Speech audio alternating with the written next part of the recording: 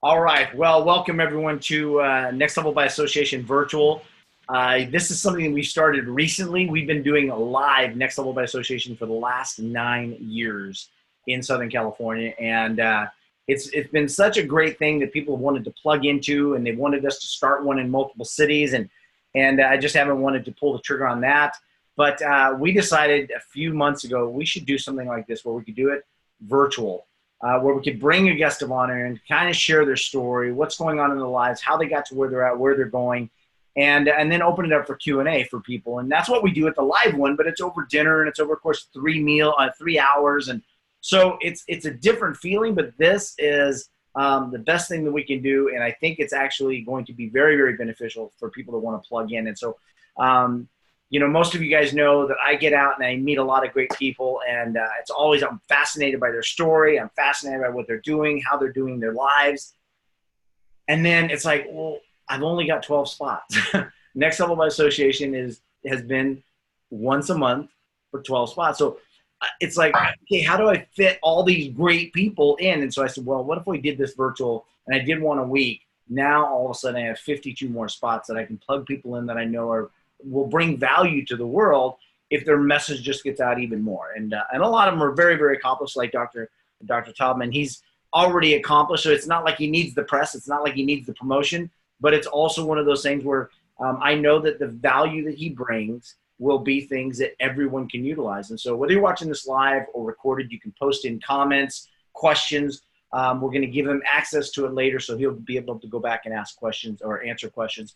But I got to meet Steve several months ago, and we were in Dallas, Texas, and I was there with Glenn Morshower and Eric Swanson, who's a mutual friend. Eric says, while you're there, you should connect with so-and-so, and I'll set up, you guys go to dinner at Caprizi's. And so we're like, okay.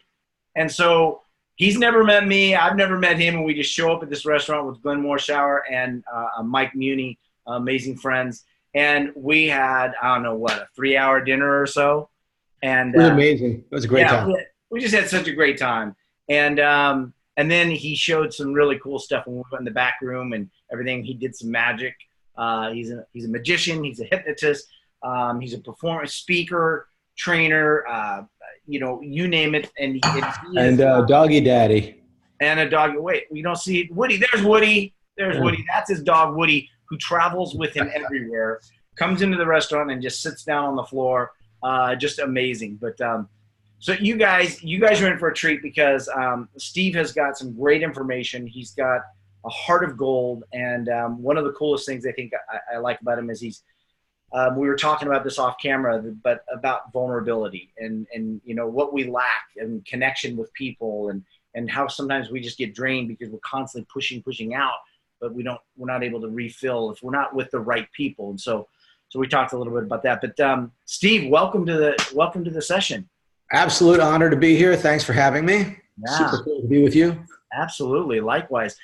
Steve, you've been traveling. You were talking about this, and let's just address that because I think a lot of people think that, our speaker world is just like you. Jet set everywhere. And glamorous. You got fancy deals, and you got these hotel suites, and everything's great. And there's times when that's great. But like you were saying, you just got back from a long time on the road. Yeah. Can you kind of explain to them what you were explaining to me about that feeling? Yeah. There are a couple of different ways that we as speakers get to ply our trade, right? One of them is what I've done a lot, which is as a keynote speaker, where I shoot off to Orlando and I spend a day there and I do a keynote speech and I shoot back home again. And in that entire period of time, I didn't really talk to anybody except the guy in the Uber, and that could be kind of one form of loneliness. But then you end up back home where you live, and you're back in your own life. Yeah. Right. And then there's the other way we do this, which is what I'm doing right now. And that is I am currently planted in a city, and I'm working inside of that city to help promote a seminar, a conference, one of Eric's Habitude Warrior conferences. Right. So we've got this awesome conference coming up, and the way we let people know about it is for somebody like myself to go into businesses and to provide training, to teach people something, and then to tell them about the conference. So I'm in an apartment in a city where I don't know anybody for months. Right. And so, I mean, I'm a friendly guy, and I'm okay with, getting together with people for coffee and trying to create connections in those ways.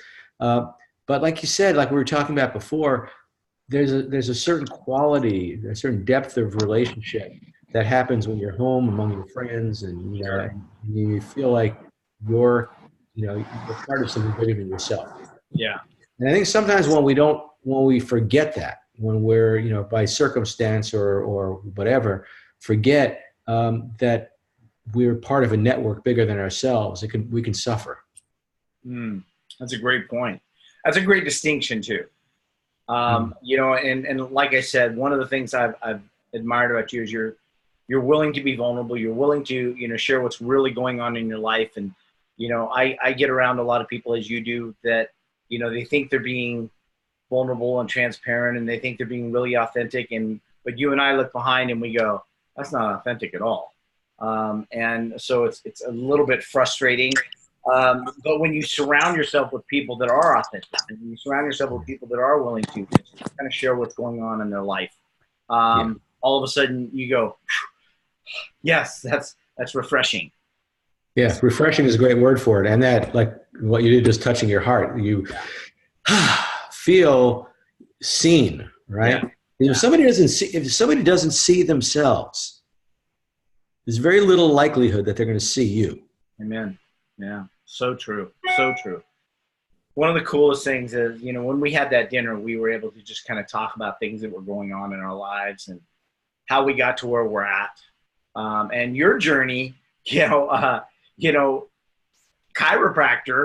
Yeah. So you go to school, you get all this education, you spend all the investment in that. Then you spend the investment in having an office and having the team and all that stuff. Right. And then you walk away from it. I know. My parents didn't love that idea. So what was that all about? I got used to it. You know what? It's a big life. I think it's a big life. I think we have the opportunity to recreate ourselves and to be what we're meant to be, and to keep looking back at what's working and what's not working. So I think the biggest problem most of us have is that we're not necessarily trapped by circumstances. We're just trapped by identification. This is who I am. Like you said, I put in all that time, all that effort, all that money, and I'll be damned if I'm going to just walk away from it. Right.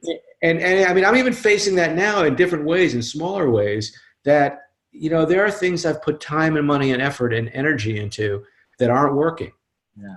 And I'm reluctant, less so than a lot of people, but I'm reluctant to walk away from them because look at everything I did. But I think about this. You ever go to a movie, Bob, and it's like a terrible movie? Yes. And you sit through the movie because you figure I spent the money. Right. And then you're basically being punished twice. You spent the money, and now you're spending your hard-earned time being miserable. So that's my attitude now, and that's really kind of the foundation of the way I live my life is reflect on where you're at. Is it serving you? And be willing to just jump ship. I mean, realizing, by the way, this is what I came to realize, is that when you leave one thing and you move on to something new, the things that you learned in that first thing almost always have some application in the new thing. Right. So it's not a complete waste, right? I mean, there's, what did I learn from becoming a chiropractor? I had a successful practice. I learned a lot about running a business. I learned a lot about people skills. I learned a lot about time management. Sure. There are all sorts of things that I learned how to do, and I still use those things in what I do now. Right. Wow. Yeah, I agree. One of the things that when you brought it up, I was like, you go to the movie, you sit through the movie because you paid the money, but which is more important to you, time or money? Time. And yet we'll give up the time because we spent the money on, we spent the $18 on the movie, but we'll give up the thing that we all agree is the most valuable. We'll give that up because we made the $18 investment. Yeah, it's really funny. And the other thing about it is we don't think about that, right? It's an automatic behavior, and we've got them, in a lot of different ways. We'll throw good money after bad. We'll kind of like double down on a really losing situation in our lives all the time. Right. And the ability to let go, the ability to like reflect on what's going on, see what's working, what's not working, and to say, this isn't working. I've got to let it go. And yeah, maybe it was a mistake when I did it, or maybe, maybe it's a loss, but I've still got to move on. So it's one thing to let go of, something minor. It's another thing to let go of a career. Tell me about it. So how did you get to that? I mean, how did you do that? Did you have remorse? Did you have regret about it? At any time, did you go, maybe I need to go back? I mean, what are the things that went through? Well, no, I never really had a moment's remorse once I left. So what happened was I went through a sizable period of time during which, like a couple of years, where I sort of knew it didn't really fit for me anymore. Now, I love chiropractic. I think it's a great profession. Right. And I've been helped by it. I've helped lots and lots of people by it. So it's nothing personal about the profession. In fact, at the time, I don't think I could have told you what it was. All I knew was that I was unfulfilled. I was unsatisfied. And that, I was getting to work at like 8 o'clock in the morning. And by 9 o'clock, I would have already looked at my watch like 10 times. Right? It was just like time was dragging on. Wow. And, some of the people watching this might be able to relate to that. When you're doing something that doesn't really, light you up, like time goes very, very slowly. Yeah. So I realized that I was unhappy, and I started, attending seminars and conferences and trying to learn new things and going to motivational speakers and, pumping myself back up again, which would work for a period. Sure. And then I'd come back down again. Right. And I went through that cycle a few times. And then one day, this was in 1995, I'm sitting in a chiropractic seminar, and there was a motivational speaker there, like we are in front of a group, like pumping everybody up and like, chiropractic's great and it's awesome. And, and everybody's getting really excited about it. And I'm sitting in the back of the room, and I wanted to be excited and nothing. It was just, there's nothing happening in my emotional body at all that looked like joy or enthusiasm or hope. And I was sitting in the back of the room. I had a magazine, Chiropractic Economics magazine. And in the back of the magazine, they had classified ads, and there was an ad for somebody who appraises your practice to see what it's worth to sell it. And I literally got up in the middle of that seminar with the magazine, and I walked out to a payphone. That was back in the days of payphones. Wow. And I called that number. Amazing. And that was it. It was like, I'm selling my practice. And that was in 1995. And a year later, I was done. I had, found a wonderful buyer, a couple that had just graduated from chiropractic school who were, passionate and motivated. They had all the things that I no longer had. Plus they were well educated, and they were, just savvy, good looking couple. And they bought my practice, and it all came about in a magical way. Wow. With no resistance. And I just sort of rode the wave, and then where I went from there was also further riding the wave, because once you make that commitment, it's like that leap and the net will appear. Right. That was my experience. So where did you go after that? So after I graduated after I, graduated. Wait, I got to back up. I'm just sitting here listening to the conversation. Like you said, your parents probably weren't crazy, but all your friends were probably going, what? You're crazy. The other chiropractors are probably going, why did you even go to school then? Why did you do this? So you probably had all these voices saying, don't do it. Why are you doing that? You're crazy. And you did it anyways. Yeah. And you did it in a split decision. It was something you'd probably been feeling for a long time, but you saw that ad and you immediately took action. Yeah.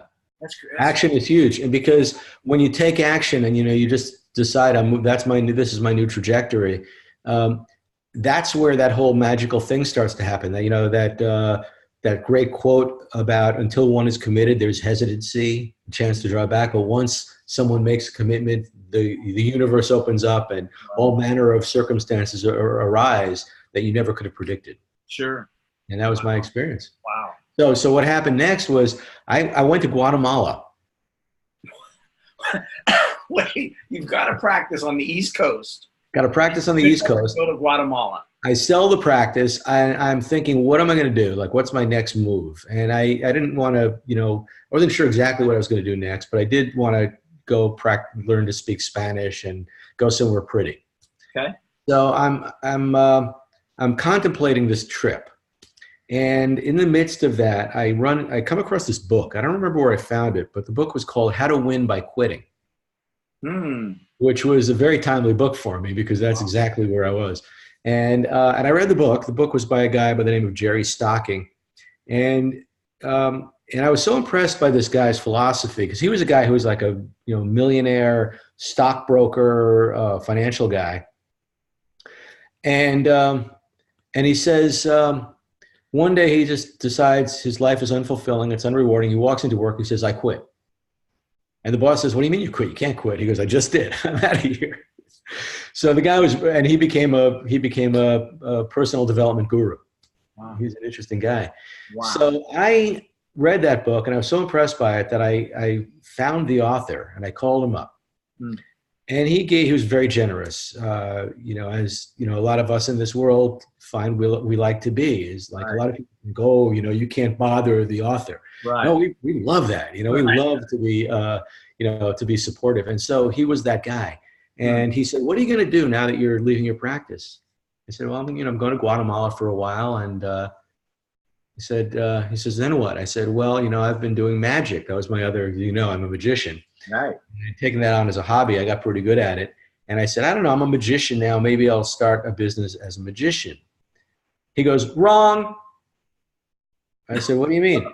He says, never decide what you're going to do next until you leave the thing you're doing now.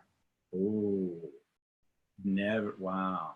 Now that flies in the face of everything, right? Because we all think we need the next certainty. Right. So why do people get into one bad relationship after another? Because they leave one relationship with the new relationship in mind. Maybe they had an affair and they think they're going to now have this great relationship with this new guy. And then they end up recreating the exact same horrifying relationship with a new person because they never took the time to step away from the thing and find out what their patterns are and like recreate themselves from the inside out from a very deep place. Wow, that's so contrary to what we're taught. Yeah, we're all taught have a safety net, especially thinking about our parents and grandparents who survived the,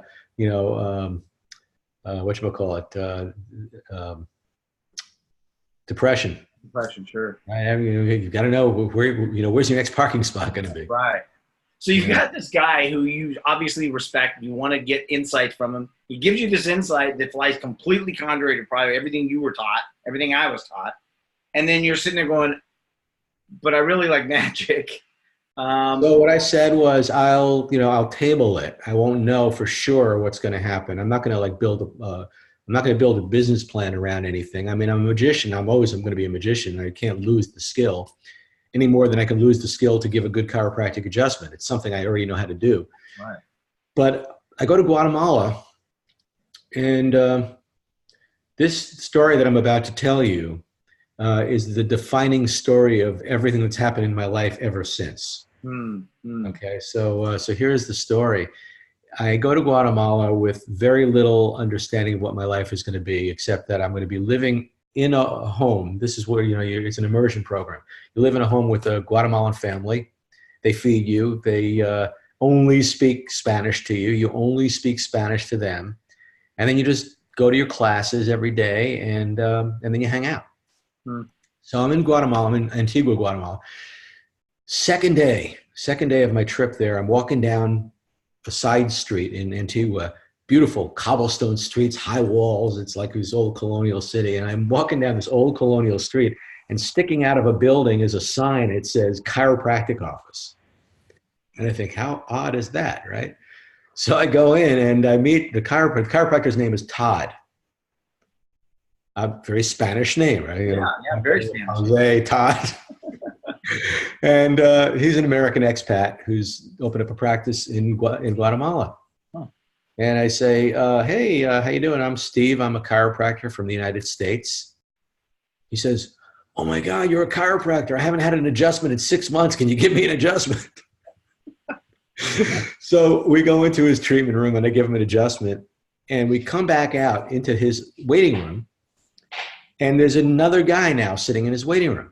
Another American guy sitting in the waiting room. This guy stands up and he puts his hand out to shake my hand or Todd's. I don't think he knows who's who. He says, "Hi, I'm Steve. I'm a chiropractor from the United States."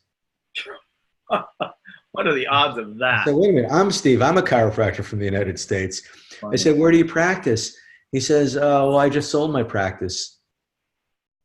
"And what are you doing here?" "I'm just here to work on my Spanish and have a vision quest, just like me." So we decided we're going to go out and grab some lunch and talk about this odd coincidence. Yeah.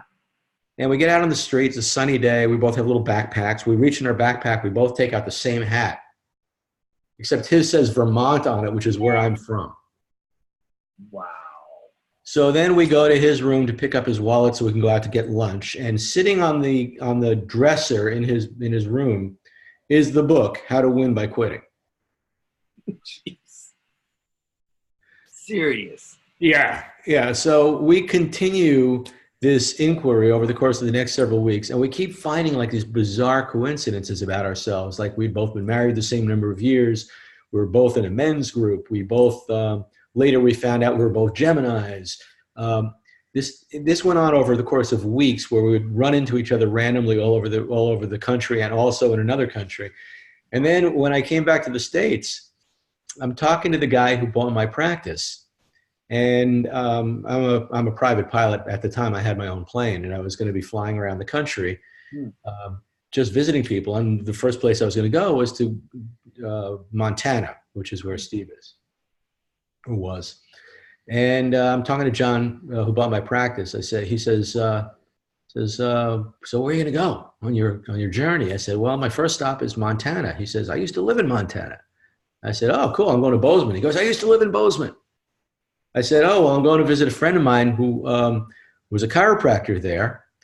He says, "What's his name?" I said, "Steve Forte." He says, "He was my chiropractor, and my best friend bought his practice." Wow. That is crazy. Yeah. And I'm only scratching the surface. I mean, it just kept going on and on and on, all these bizarre, amazing coincidences. And we're friends to this day. Wow. And, what it made me do, what this entire process made me do was to reflect on, just how true is it? How true is it that if we leap, that the net actually does appear? That there is some kind of like, I don't know if, some people, if they're religious, might say God, or some people say the universe or serendipity or whatever it is. But somehow there is some kind of a cosmic force at work that changed my life. Then I wrote my book, Unhypnosis. And what's the name of the book? Unhypnosis, about waking up from the hypnotic trance we all live in. Unhypnosis. Love that. Yeah. So that came from a different story that arose immediately after. So I ended up studying hypnosis. I became a stage hypnotist. I ended up being the official hypnotist for MTV Spring Break. Really? Yeah. Dirty job, but somebody's got to do it. Yeah, I was going to say that's a crazy job. And so I was performing in Jamaica for like 2,500 semi-inebriated college students. I use the word semi very loosely. Right. And in the middle of my show, I'm doing all the things. I'm sure you've seen these shows. They've got people, they're milking a cow and they're conducting an orchestra. Got one guy thinks he's pregnant. Got another guy thinks he's the father. And in the middle of the show, I decided I'm going to try something new. So I take one of my subjects and I say, when you wake up, 3 things are going to happen. I said, number 1, you don't believe you're hypnotized, even though you are. I said, number 2, this is the worst show you've ever seen, and you are aggravated with me. And I said, number 3, there's an invisible wall 3 feet in front of you. I've never done this before, Bob. It's just a complete experiment. This was on spur of the moment. Spur of the moment. I was having a good show. If you have a good show, you get creative. Okay. So I said, how's everybody doing? This one guy screams, "You suck." I said, what's the problem? Because the show's terrible. I said, well, leave. And the guy gets up, takes 3 steps, and hits the wall. Starts trying to push through it, and he can't. And he finally sits back down, and he crosses his arms, and he starts to pout. And I said, what's the problem? He goes, nothing. I said, are you hypnotized? He goes, no. I said, are you having fun? He goes, no. I said, well, then why don't you leave? And the guy thinks for a minute. He goes, I'm not going to give you the satisfaction. So what I got from that was that's kind of like all of us in life, right? We have a place we want to go, a hope, a dream, a desire. And then we hit our invisible walls. right? And we try applying pressure, and that doesn't work Right. because what he really needed to do is to wake up. So what we all need to do is to wake up, to become unhypnotized, to shed the programming that makes us think that this is how I have to live my life. This is what I'm capable of. This is what's safe. And, you know, the truth of the matter is that, you know, we've got more potential than we realize. And if we wake up and we stop letting our fear and our identification determine our future, like your past does not equal your future. Right. Right. And our lives get better. How do you wake somebody up though? Because you and I both know a lot of people that are just walking around in this life and they're not living. They're just existing. Yeah. How do you wake them up in a way that's meaningful to them and that's productive for them? Well, that's the $1 million question. I think, you know, first and foremost, people have to want to wake up. And before you want to wake up, you have to recognize that you're asleep. It's like Gurdjieff said, the first step for escaping from prison is realizing you're in prison. Wow. You'll never try to escape if you don't know that you're in prison. Yeah. And if you're living your life day to day, it's like, you know, you're just repeating the same tired adages to yourself about life. Life sucks, you know. Then, you know, life sucks and then you die. And, you know, and people are this way and other people are that way. As long as you aren't in a state of observation, it's hopeless. And then nobody can wake you up. Because you're just going to double down on your beliefs. I mean, you've seen it. I mean, we certainly see it in politics now that, you know, you could present every manner of evidence for why somebody's belief system is like ridiculous, but you can't penetrate their wall because that's only exists inside of the dream that they're living in. So true. So true. Yeah. So what do you do in those situations? One, I mean, I've always been fascinated by hypnotists because, you know, part of me wants to believe it, part of me doesn't believe it, part of me then goes and watches. I'm like, but what? So I've always been fascinated by that. But then that night when we had dinner in Texas, and we went into that back room where he showed us where all the stuff had happened in the past. Yeah. And then we're sitting there and you pull out and you start doing magic for us. And I'm just sitting there going, I got to turn on the video camera because this is oh, that's right. You took some video. It was too cool. So, guys, on my Facebook wall, it's there somewhere, a little ways back. But Steve is a master hypnotist, but also a master magician. And so, what kind of things do you have to pull out of your goodie bag in order to make people come to the realization, one, they're stuck, or they're in a place of no return, and how do you get them to that point? And what are the tricks? What are the things you've had to use in order to do that? I mean, I watched you do hypnotism in San Diego. I watched you do magic. So I know how skilled you are.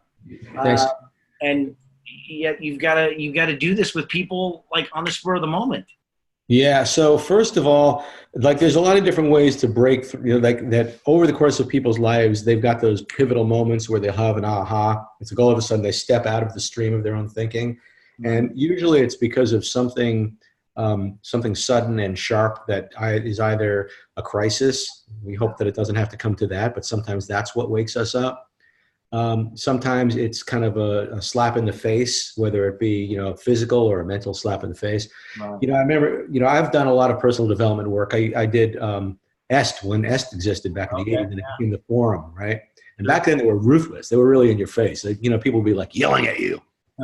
You know, basically, or like the military is another example. I mean, you could break through somebody's like thick wall of self-identification if you're like in their face. That's one way to do it. Personally, humor, you know, a sense of humor really helps because, you know, when you see somebody's really stuck in their stuff, if you're gifted at it, if you know how to help them see the humor in the situation they're in. Right? And or sometimes you're just watching a movie, you see somebody else in a similar situation to you and you recognize the situation and it makes you laugh. Got it. Suddenly you start taking that situation less seriously. Yeah. Right. Yeah. So I think it starts with like an overall belief system that if you're living in a state of upset, it's got nothing to do with anything outside of yourself. And it literally never has anything to do with anything outside of yourself. As long as you're triggered, upset, irritated, then it's going on inside of you. And that there is truly a perspective that doesn't have all that misery attached to it. You may not know what it is. You may have no access to it right now. Right. You may not even know how to take the first step, but just knowing Yeah. that you're not necessarily, this isn't the only way to look at this situation. Right. Right. Is a huge step in the right direction. Huge. Yeah. In my work with suicide prevention, it's very similar. Is it? If you How can get so? them to have a vision for tomorrow, Okay. and just postpone doing it today, one Right. day at a time, type of thing, and then let Lodi kick in for them so that the law of diminishing intent Yeah. actually works in their favor versus Favor, right? Exactly. disadvantage. So yeah, I mean, I love that. That's fascinating. That's a great perspective to have. Like a lot of times I'll say, that line people say, someday we'll look back at this and laugh. I say, well, why wait? Right. Is there any way you could like find the place that you're going to be a year from now looking back at that? Wow. And then like have that perspective. That's a powerful statement. That's powerful. It's gotten me out of some scrapes. I'm sorry, go ahead. I just said it's gotten me out of some like emotional places. Great. It's a great perspective. Who has been, obviously that gentleman who wrote that book that you went and interviewed or talked to had a huge, profound impact. Who are a couple other people? I mean, I saw some of your testimonials on your website. One, loved your website, great website. We want to give them the website so they can go check it out? Yeah, I think you're probably talking about my main website, SteveTaubman.com. So Steve, Taubman, SteveTaubman.com. Great website. And I loved, Brian Tracy's and, just some great quotes on there, testimonials. So who have been some people that have really not just influenced you like an overbroad show, but maybe some things that certain people have really dove deep into your heart and really influenced you in different ways? Well, some are people that everybody would know, or a lot of people would know. Like one of them, to me, when I started like doing some of this spiritual work and like trying to learn how to meditate, was Ram Dass, who wrote "Be Here Now," and his backstory is really cool. It was Richard Alpert. He went, he was big LSD guy. Ended up going to India, studying with a guru, being given the name Ram Dass, coming back and teaching mindfulness and meditation. And with a Jewish sense of humor, like I've got, that kind of like lighthearted, nothing very esoteric, just really helped me to see things differently. So Ram Dass was huge. Eckhart Tolle, The Power of Now, was a really influential book in my life. And then for a while, years ago, I was just thinking about this. I started attending Unity Church. Okay. And Unity is like, because I'm not really religious, but it was sort of like the teachings of Jesus, right? Like what like not worshiping Jesus, but what are the things that he said? What are the things? And so I started like looking at some of that, and I ended up taking this class from one of the ministers in that thing. And she said like a lot of little things that really made a difference to me. And one of them was, you ever feel like you're pushing really hard to get through something? Right? I can't do this work. It says, like sometimes like the universe doesn't want you to be willful. It wants you to be willing. So rather, if you're pushing really hard, maybe the answer is you step away from the door you're pushing on and let the door open towards you. Right? So metaphors like that over the years, it's those kinds of images or metaphors that help me to like take a moment in my life when I'm stressing out and like completely reframe it just by changing the story. Oh, another one. I don't know if you know who Ken Keyes is. I don't. Keyes. He wrote a book called The Handbook to Higher Consciousness. It's a great book. The Handbook. Now the book was written in like 1973. So if you read the book is great, except that you're going to have to put up with the fact that he uses words like groovy. That's funny. So those are a few that come to mind just off the top of my head. So personally, who are some of your heroes in your life? So the heroes in my life? Yeah.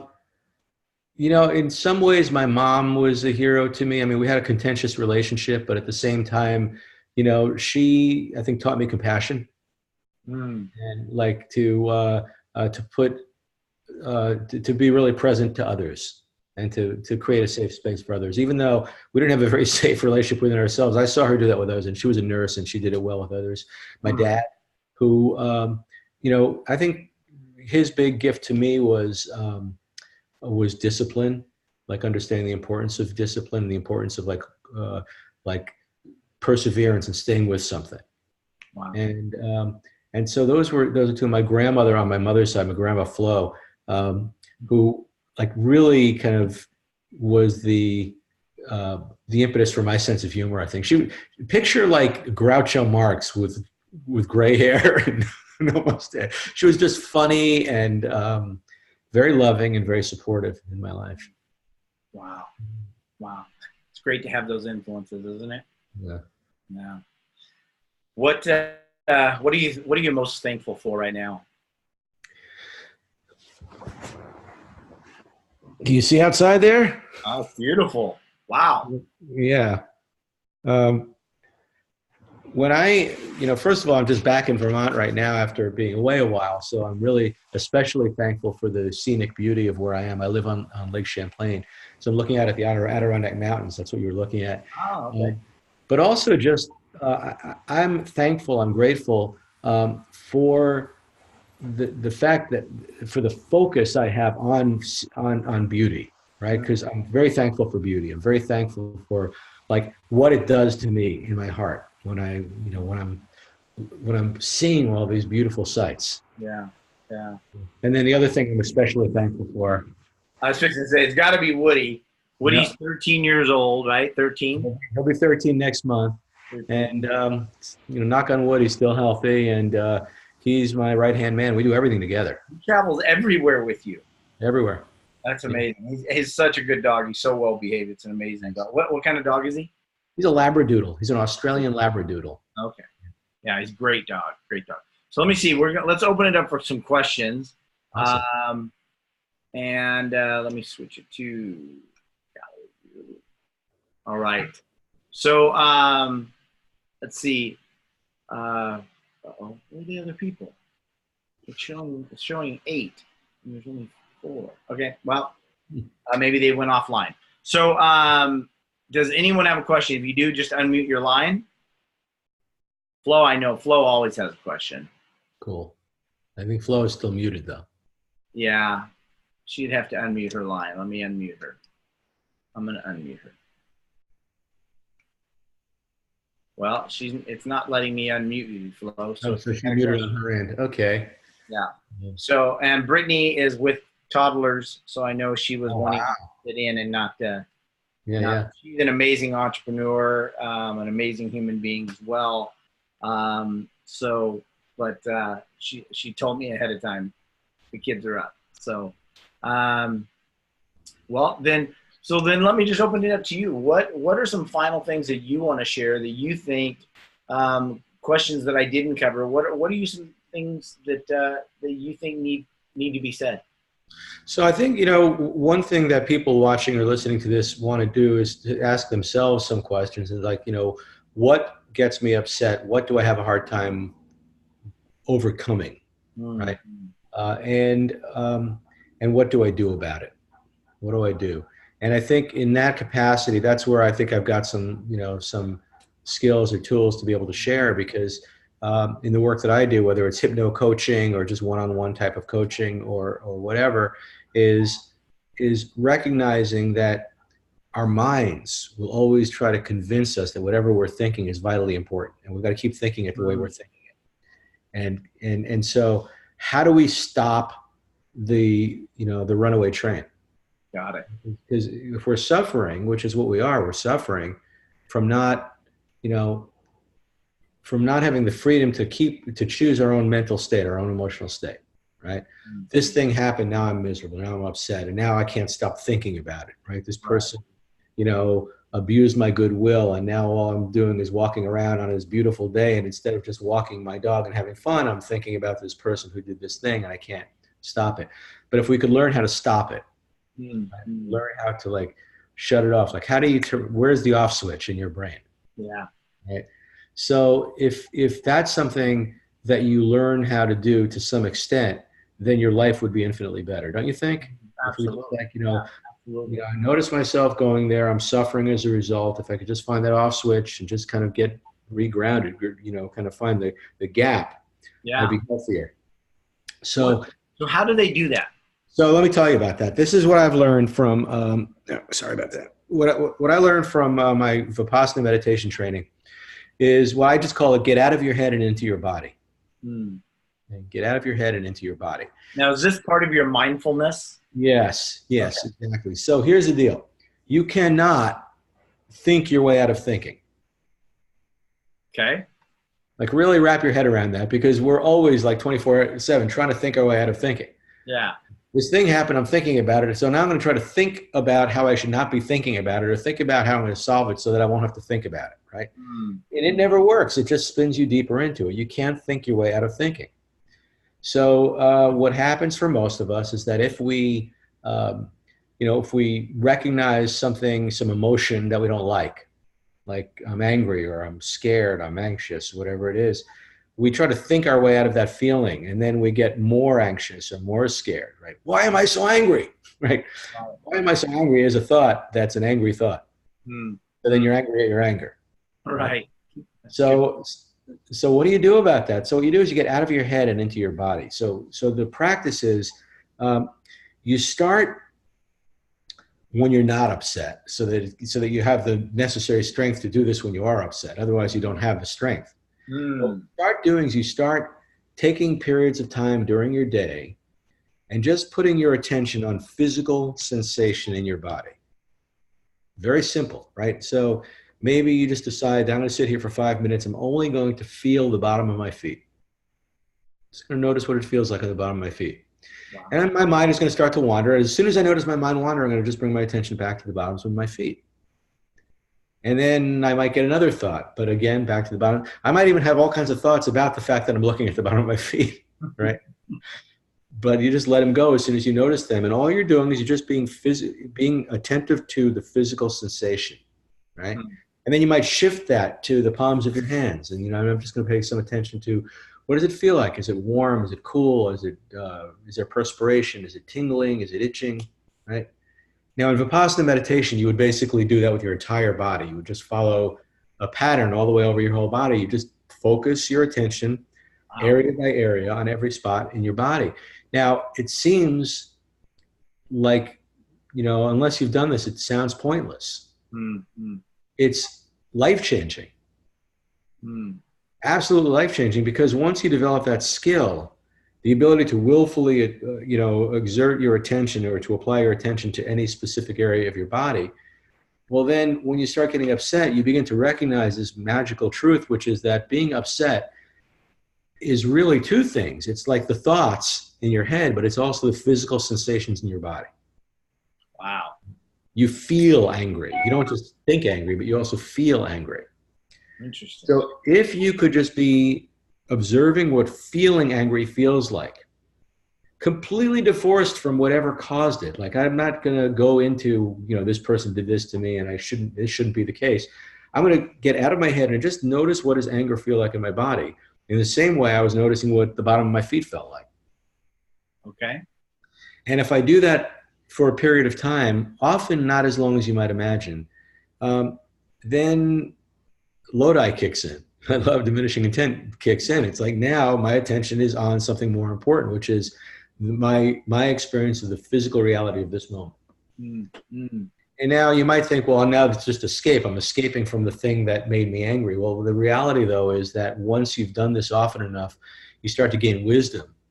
And the wisdom kind of kicks in and it helps you to resolve the things you were angry about much more effectively. Or to notice that the things you were angry about aren't really that big a deal anyway. Right. Right. Wow. So in that process, what do you find that most people struggle with the most? It's just a lack of strength. We're just, you know, because I suffer with this myself at particular points when I haven't been meditating, when I haven't been practicing, when my emotions are stronger than other times, then it's harder to wrestle my attention away from my thoughts. My thoughts want to be thought. Yeah.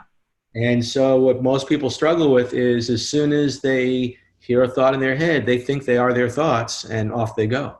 Hmm. Yeah, because people, I know how beneficial meditation can be, and Yeah. my struggle with meditation is the ability to just meditate, Yeah. and so I find myself going, "What about what do I?" And I'm out, and then I'm like, "Wait, no, I got to go back in."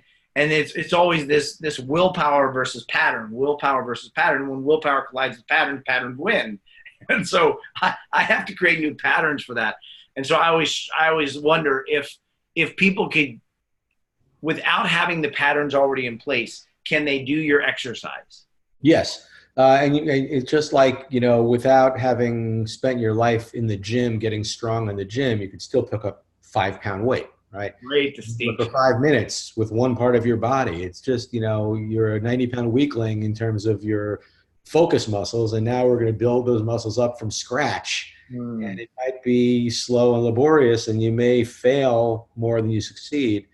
But, what's cool about it is the flowers along the path, meaning that if you start practicing in any way to any degree, even if the practice itself is miserable, I mean, lifting weights is not fun, except for some crazy people, Not me. right? It's not fun, but you then have the benefit of being stronger after having done it. And it's true of meditation. It's like it's not fun to wrestle your attention back to a particular point of focus. Hmm. But if you do it, you start to notice that that strength has an implication in your life. You notice yourself being pulled away from unproductive thoughts.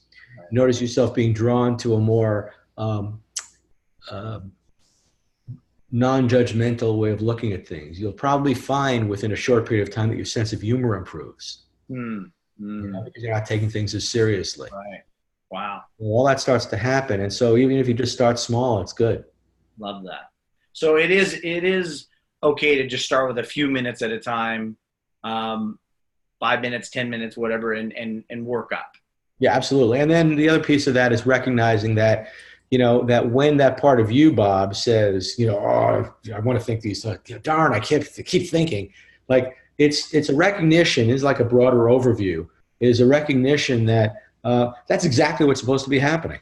Hmm. It's like the fact that your mind wandered is exactly what's supposed to be happening. It's not like, darn, I failed at meditation. It's more like, oh, that's what I'm supposed to bring my attention back from. Nice. Nice.